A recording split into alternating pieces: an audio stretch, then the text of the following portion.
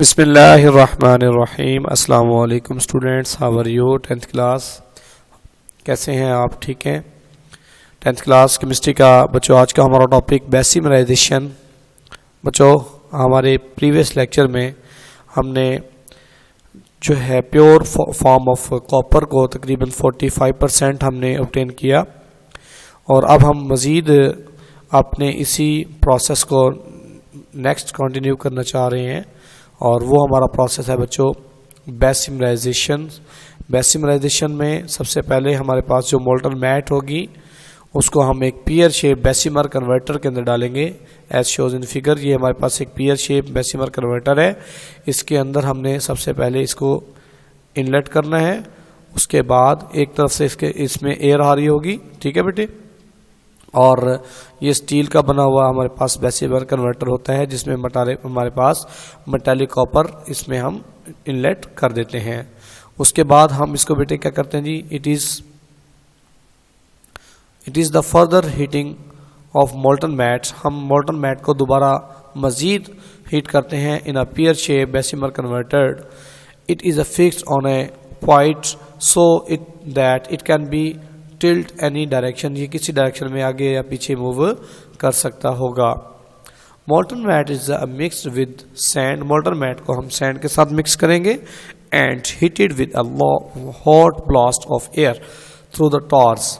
हम इसको टॉर्स के ज़रिए से बहुत ज़्यादा हवा के झोंके इसमें देंगे ताकि इसमें हमारे पास जो सैंड है वो बेटे इसके साथ कंप्लीटली मिक्स्ड हो जाए और इसके साथ साथ जो हीट हम कर रहे हैं उसमें हमारे पास जो एक्सोथर्मिक प्रोसेस हो रहा है उसमें हमारे पास जो गिवन मैट है वो सैंड के साथ कंप्लीटली मिक्स अप हो जाए। उसके बाद हमने क्या करना है बेटे, हमारे पास होगा जी sulphur ferrous sulphides is oxidise. हम सबसे पहले फेरस सल्फाइड को ऑक्सीडाइज करेंगे in the form of ferrous oxide की शक्ल में, और फिर देन उसको क्या करेंगे बेटे, विच रिएक्ट विद सैंड। फिर हम उसको सैंड के साथ रिएक्ट करवा देंगे। और पिछले लेक्चर्स में जैसा कि हमने स्लैग बनाई थी उसी स्लैग के साथ फिर हम इसको क्या करेंगे, स्लैग को टॉप पर ले आएंगे और वो आयरन सिलिकेट स्लैग थी जिसका नाम FeSiO3 होता है and that floats on the top, जो कि Bessemer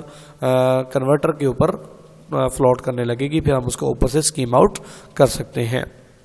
on the other hand इसके अलावा अब देखें एक केमिकल रिएक्शन है हमारे पास, एक छोटा सा हमारे पास आयरन सल्फाइड है, उसको जब हम ऑक्सीडाइज करते हैं तो आयरन ऑक्साइड बन जाता है और सल्फर डाइऑक्साइड गैस जो है वो बेटे रिलीज होगी, जैसा कि हम पिछले वाले लेक्चर में तैयार कर चुके हैं। ये सब तमाम चीज़ें आप केमिकल रिएक्शंस पहले भी समझ चुके हैं। इसी तरीके से देखें हमारे पास ये बेटे आयरन ऑक्साइड है, फिर हम इसको सिलिकॉन ऑक्साइड के साथ यानी कि मीन्स के सैंड के साथ, ठीक है, जब हम इसको रिएक्ट करवाएंगे तो क्या हो जाएगा, हमारे पास आयरन सिलिकेट स्लैग बन जाएगी जिसका नाम FeSiO3 होता है, ठीक है। देन क्या करेंगे जी हम, on the other hand copper sulphide is oxidise. Copper sulphide को फिर बाद में हम क्या करेंगे जी, उसको ऑक्सीडाइज कर रहे हैं, ठीक है। उसको ऑक्सीडाइज करने से क्या बनेगा हमारे पास, वो हमारे पास कॉपर ऑक्साइड बना देगी एंड देन इसको हम क्या करेंगे, which again react with remaining copper sulphide. वो जो हमारे पास रिमेनिंग कॉपर सल्फाइड होगी वो उसके साथ फिर दोबारा क्या कर जाएगी जी, रिएक्शन कर जाएगी and to form a copper metallic copper वो बना देंगे। जैसा कि हमारे पास कॉपर सल्फाइड है, इसको जब हम सबसे पहले बेटे देखें रिएक्ट करवा रहे हैं ऑक्सीजन के साथ, 3 मोल ऑक्सीजन के हैं, जब हम इसके साथ रिएक्ट करवाएंगे तो वो कॉपर ऑक्साइड बनेगी और इसके साथ साथ हमारे पास सल्फर डाइऑक्साइड गैस बन के इलेबोरेट भी होती रहेगी।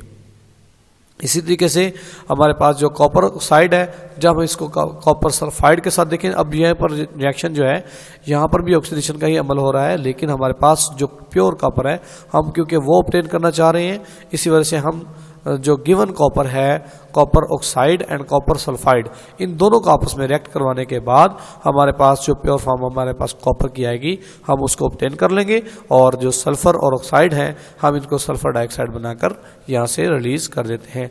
तो यहाँ पर देखें हमारे पास 2 मोल बेटे किसके हैं, कॉपर के, और कॉपर ऑक्साइड मतलब कि कॉपर ऑक्साइड के 2 मोल हैं। और इसी तरीके से कॉपर सल्फाइड लेनी है। कॉपर सल्फाइड और कॉपर ऑक्साइड में जब हम रिएक्शन करेंगे तो इसके नतीजे में हमारे पास जो प्योर कॉपर है लिक्विड फॉर्म में वो ऑब्टेन हो जाएंगे इसके 6 मोल और इसके साथ साथ हमारे पास सल्फर डाइऑक्साइड गैस रिलीज हो जाएगी।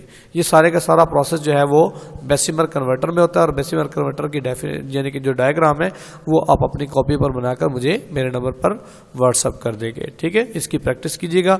जब ये पेपर्स में आती हैं तो बच्चों को, ये बहुत सारे बच्चों को डायग्राम प्रॉपर तरीके से जो है वो बनानी नहीं आती, इसकी बार बार आप प्रैक्टिस कर लीजिएगा।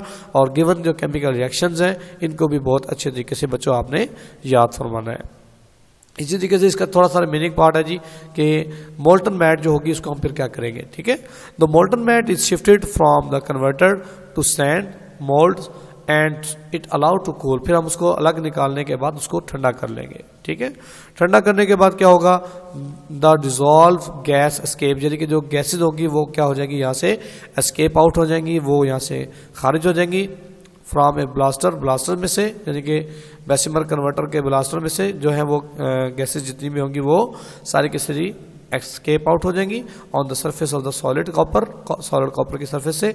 Therefore it is called blast copper.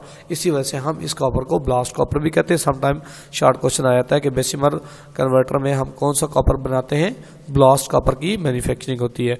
अब देखिए बेटे, जो हमने प्रीवियस लेक्चर में तकरीबन 45% कॉपर ऑब्टेन की थी, लेकिन अगर हम बेसिमराइजेशन का प्रोसेस भी इसमें से कर दें तो हमारे पास अबाउट 98% कॉपर जो है वो ऑब्टेन हो जाती है।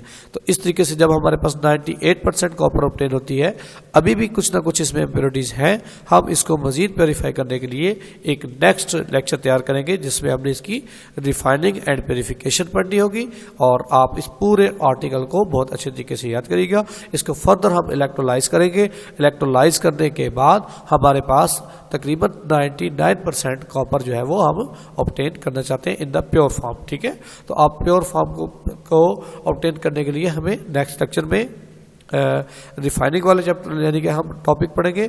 इस यहाँ तक जो आपको पढ़ाया है बेटे, इसको बहुत अच्छे तरीके से आप याद कीजिएगा।